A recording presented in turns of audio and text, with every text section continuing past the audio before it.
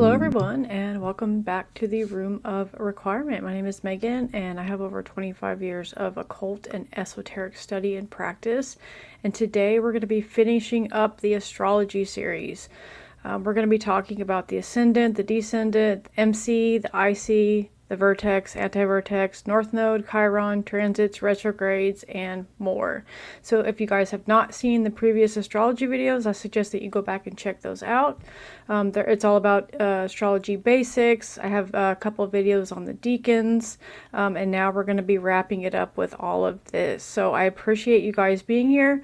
This channel is really eclectic. It's all about spirituality, mysticism, the occult, and everything in between, and all the subjects that it covers. So if you're interested in that type of thing, I would really appreciate it if you would subscribe. Like the video and comment. It helps the channel grow. If you guys have any questions, drop them down in the comments below, and let's go ahead and get rolling here. Okay.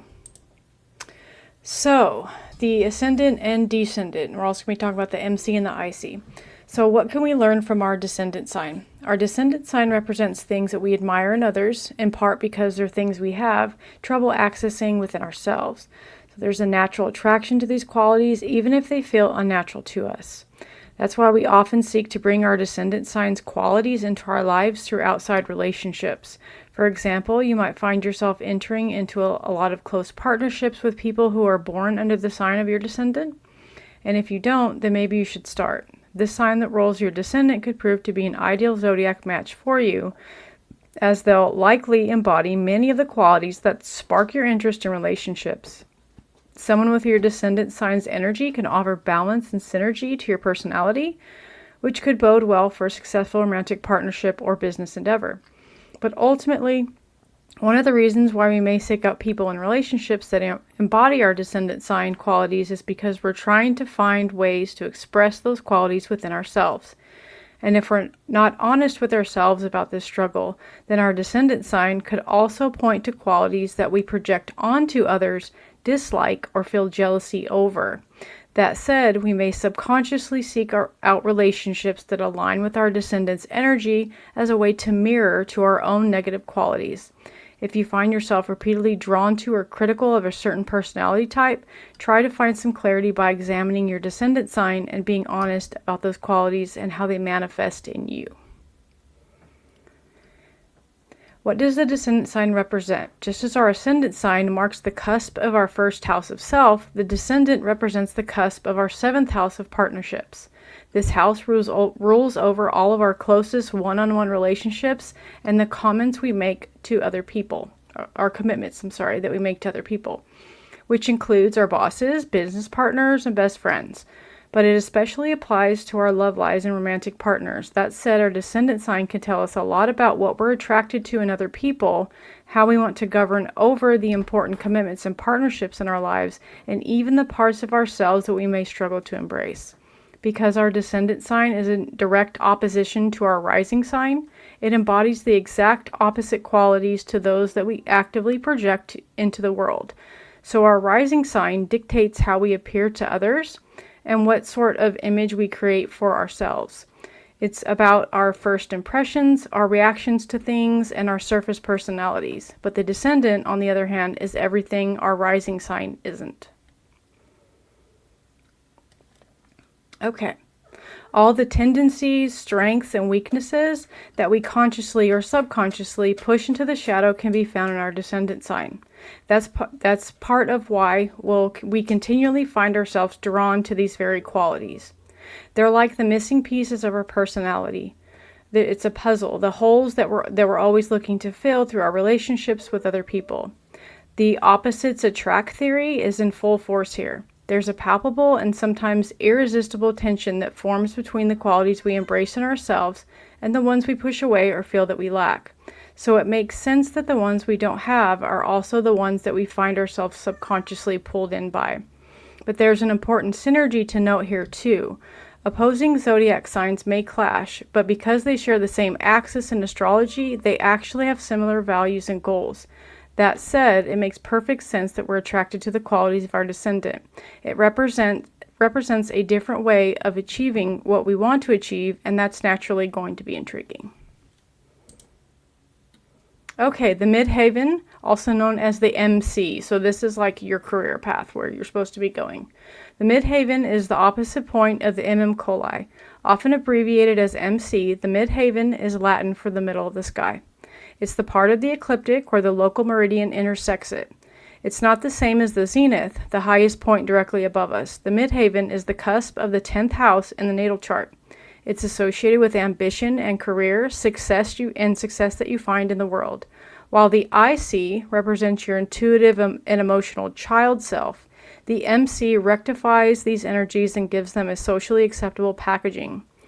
This angle is about outward expression. It shows how you react with society and what your soul strategy is to succeed in it. So MC is a career path. IC is how you are at home, how you behave at home, how you express your feelings at home, all of that stuff. Okay, so then we have the vertex and the antivertex, the cosmic gateways of fate and free will. So in the intricate mathematics of an astrological chart, certain points carry profound significance despite not being physical celestial bodies. Among these mathematical points, the vertex and its polar opposite, the antivertex, stand out as fascinating and often overlooked dimensions of chart interpretation. The vertex is defined as the intersection of the ecliptic, the sun's apparent path, with the prime vertical and imaginary great circle passing through each point, zenith, west point, and nadir. In the western hemisphere of the chart, its opposite point, the antivertex, is located in the eastern hemisphere. These points can be envisioned as cosmic gateways or portals where the plane of your solar system, the ecliptic, intersects with the horizon system specific to your time and place of birth. So this is also where we meet our, people that we are fated to meet and have relationships with, things like that. So when these things are in transit with our vertex and antivertex, that's where we're going to maybe meet our soulmate or someone, maybe a friendship or a business partner or some kind of opportunity is happening. Okay, so mathematically calculating the vertex involves complex spherical trigonometry that takes into account the local sidereal time of the month, the geographical latitude of the birthplace, the obliquity of the ecliptic. Due to its complexity, the vertex was rarely included in hand-calculated charts before the computer age, contributing to its relatively recent emergence in mainstream astrological practice. Today, most astrological software automatically calculates these points. So if you're looking at a chart, it's going to be abbreviated as, so it's going to be an A, it's going to be, I think, an AV or an AX. Let me check that really quick. So if you guys have not gotten the Pattern app, that one is the best app for your phone that you guys can have. It has a lot of really good information in it. So yeah, okay, so it's V, it's capital V, and X is the vertex. And then the antivertex is capital A and then an X. So you're going to see these and they're going to be opposite each other, just like your rising and your descendant sign, or your ascending and your descending. Okay. The nature of the vertex axis, so Western Gate of Destiny. The vertex has earned several evocative nicknames in astrological literature, including the Gate of Destiny, the third angle complementing the ascendant and midheaven, the electric axis when paired with the antivertex, the doorway to fated encounters. These names reflect the observed correlation between vertex activations and seemingly fated events or meetings, experiences that feel predestined or beyond our conscious control. The vertex typically falls in the 5th, 6th, or 7th, or 8th houses, depending on the birth latitude.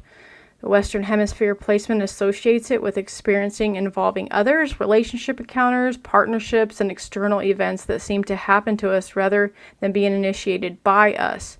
The vertex represents a receptive point where we may feel acted upon by forces outside of ourselves.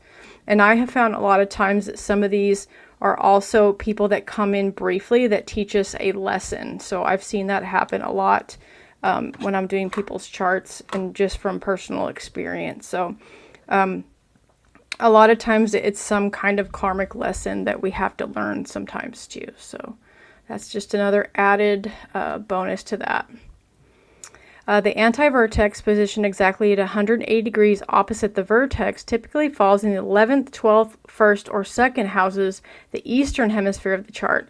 While less frequently discussed in astrological literature, this point carries equal importance as the complementary pole of the vertex axis. If the vertex represents where we encounter fate, the anti-vertex symbolizes where we exercise choice and conscious intention. So the eastern placement associates it with self-initiated action, personal agency, and the power to make decisions that shape our destiny. Sorry, you guys, I'm all tongue-tied today. So the axis formed by 2 points creates a powerful tension between fate and free will, what happens to us versus what we make happen, external circumstances versus internal choices, unconscious patterns versus conscious awareness. So if the anti-vertex falls in one of these houses, this is the meaning. And the one that I read before that, the vertex falls in those houses. Those are the fated encounters. These are ones that we have more control over. Okay, so I hope that makes sense. Okay, so vertex by sign. So whatever sign it falls in. So vertex and fire signs, which is Aries, Leo, Sagittarius, fated encounters often arrive through passionate, energetic connections that inspire action and expansion. These meetings tend to be dynamic, dramatic, and transformative, often igniting new directions in life. Vertex and earth signs, which is Taurus, Virgo, and Capricorn, destined encounters typically manifest through practical circumstances, often related to work, material resources, or tangible support. These connections tend to have substantial staying power and practical implications. If the vertex is in an air sign, which is Gemini, Libra, or Aquarius, fated meetings frequently occur through intellectual connections, communication networks, or social introductions. These encounters often transform your thinking, bring new ideas, or establish important mental connections.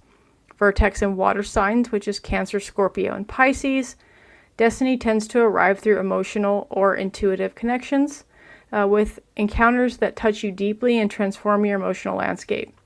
These meetings often have a mysterious quality and a profound emotional impact. And by the way, you guys, happy Scorpio season.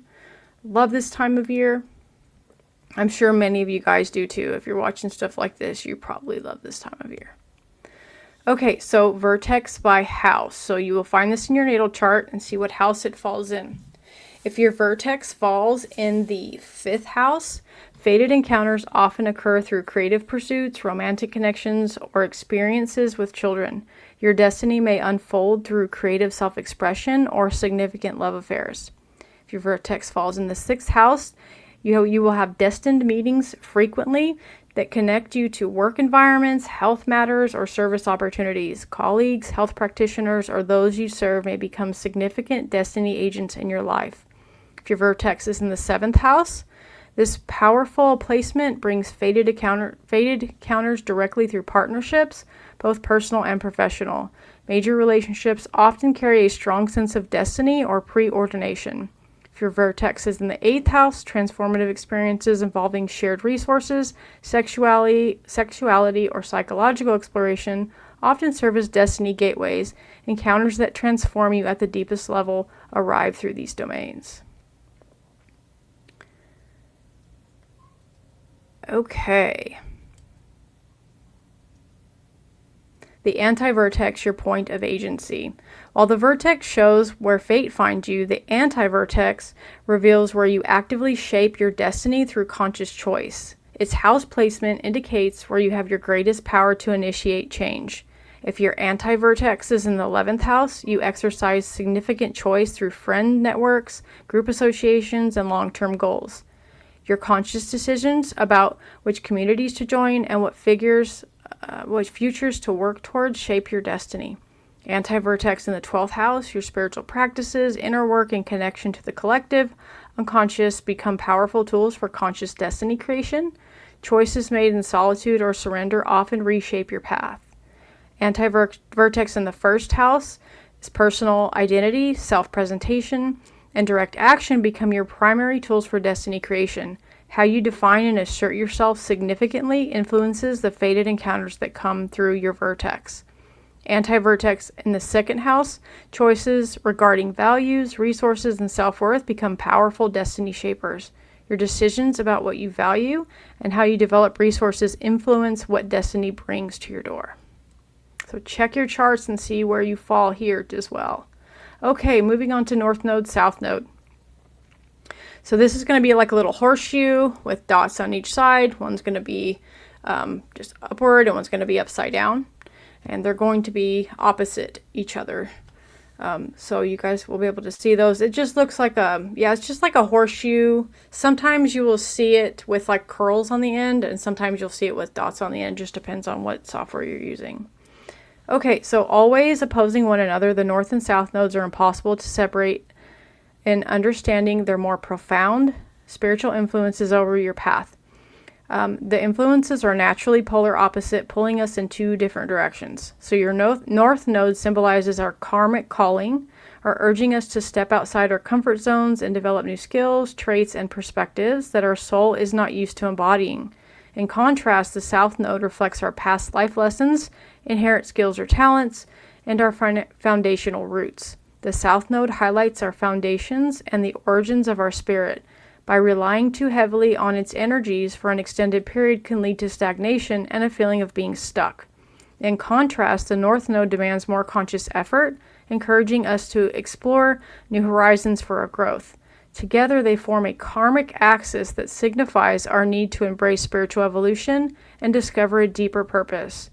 During nodal transits, the moon's nodes reflect the themes that the collective is focusing on. In our natal or birth charts, they illustrate our lifetime, personal journey through karma and our destiny. So check those out. So we have our overdeveloped skills and our underdeveloped skills. Okay, so our overdeveloped are going to be our South node. Our North nodes are going to be our underdeveloped skills. So we have to have those in balance because sometimes we can stagnate. Okay, Chiron. So Chiron's the Wounded Healer. You'll be able to find this if you run it through any kind of software. It is an asteroid, and it is where it's basically also the wounds that we bring in from previous lives that we still haven't gotten all the way through yet or worked all the way through yet, and we need to really figure out what these are and kind of stop the cycle from happening. But if we don't take care of it in our previous life, we will tend to carry it in, or if it doesn't fully get worked out, we could still have little pieces of it here and there, or we may have mastered it and maybe it is, someone else in our life. We've mastered that to a certain point and they become our wound that we need to get over. And usually you will see this with couples that have the same Chiron placement. Me and my husband have the same Chiron placement in the exact same area. So I know that him and we have some karma to work out with each other. So it can manifest like that. So Chiron is a comet with a unique and erratic orbit. So in the natal chart, Chiron is symbolized by the wounded healer. It represents our deepest wound and our efforts to heal the wound. Chiron was named after the centaur in Greek mythology, who is a healer and teacher who ironically could not heal himself. Chiron was a wise teacher and healer and also considered a maverick who went his own way. Chiron in the natal chart. Chiron in your natal charts points to where we have healing powers as a result of our own deep spiritual wounds. We may overcompensate in these areas of our life. Chiron as a wounded healer first must face issues of low self-worth and feelings of inadequacy and learn to rise above these issues. So find out what house it's in and what sign it's in. That's going to give you a deeper meaning about what your wound is if you're not exactly sure what it is. So because this wound goes deep and we may work hard to overcome it, healing powers are potent. As such, Chiron in our chart is a place of great knowledge, experience, talent, and wisdom.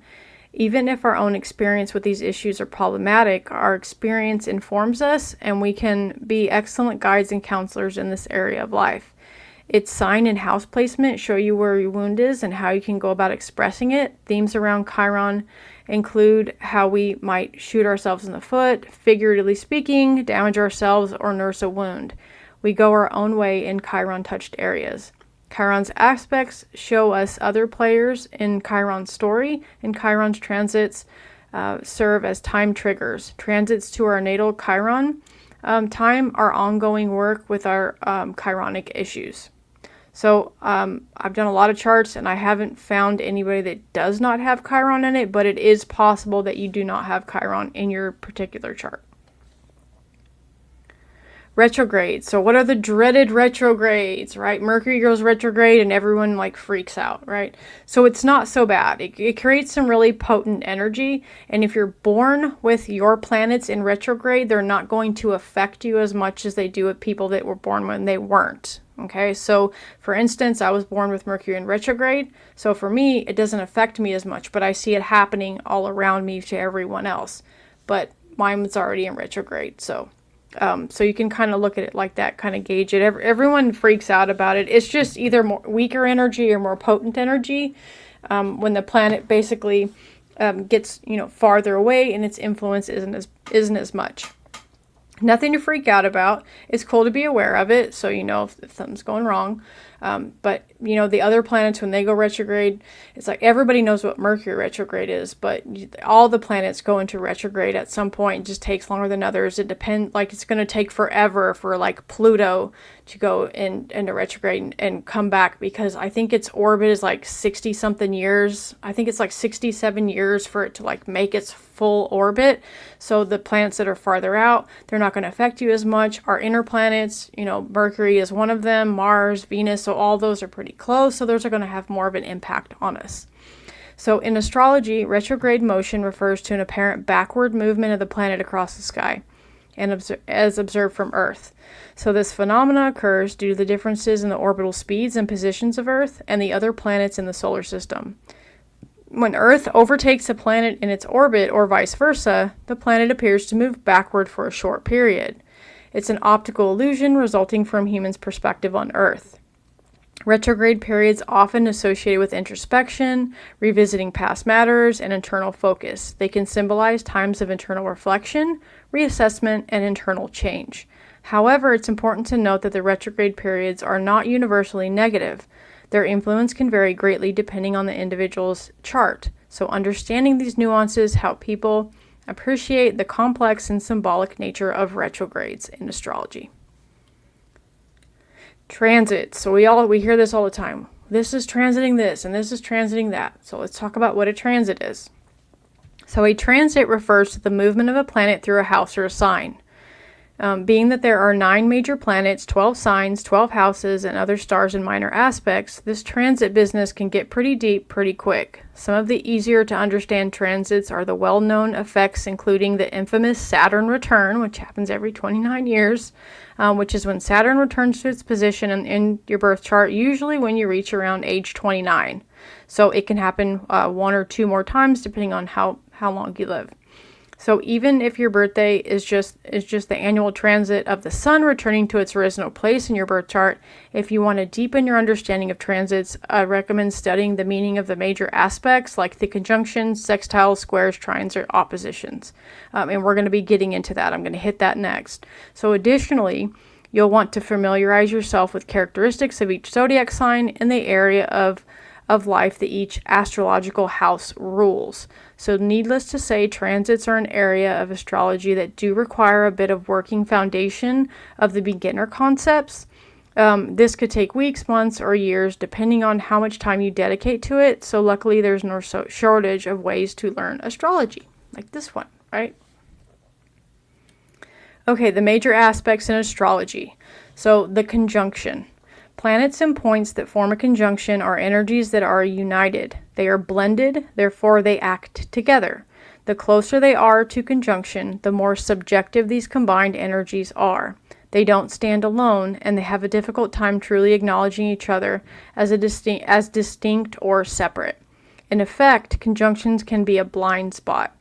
When the Sun is in close conjunction to Neptune, for example, others may note the distinction, but it can be hard for the native to distinguish between their sense of individuality and their spiritual, evasive, or roundabout nature.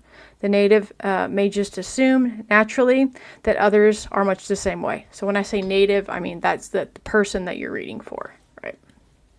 Little astrology jargon there for you. If you guys are wondering what I mean when I say native, it's the person whose chart it is for. Okay, the sextile. The sextile is often read quite like a trine, although there is a distinction between the two aspects. Sextiles, like trines, point to some talent and ease.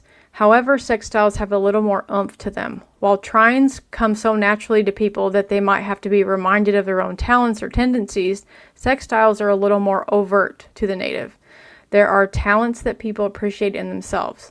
They may be more inclined to notice and work on these talents. Sextiles are communicative and relationship-friendly aspects. They point to energies that are capable of being directed. Sextiles reveal the potential for intelligent use of the energies. So if you guys are wondering what I'm talking about and what this stuff looks like, go back to my last video where I run through an example of my chart and show you how to look all of this stuff up if you're interested. Okay, the square, most common thing in a chart. You're going to find a million of these. So this aspect creates tension between the planets and points involved. Tension is necessary in order to stimulate action, but too much tension translates to stress. The planets involved in a square acting like cross purposes. With squares, we may overdo and run into countless obstacles before we get it right. However, squares force us out of complacency and to get the ball rolling. Squares are often more difficult when we're young, and these aspects force us to grow and learn our lessons. The trine. Planets in trines support each other. Trines by nature are accepting. They allow us to accept others, ourselves, and situations. The talents that trines offer a native are so natural that they are almost unconscious. Often enough, natives don't really appreciate the talents these trines offer them, and they may not try to develop them. So this is like people that are just, they have no formal training, but they're just naturally good at playing sports. But they're not really into them, but they're just naturally inclined to it. You can find this information in any trines that you have. The opposition. It takes two is the expression, and the opposition is created by dividing the circle by two. Therein lies the key to the meaning of this aspect, relationship. So people with opposition seek out others as if to mirror their own internal struggles. They learn about themselves through interactions with others. Very often, oppositions cause us to swing from one side or the other, and we feel torn. Oppositions represent a state of divided loyalties. Inner discontent, uncertainty, and insecurity can be a result.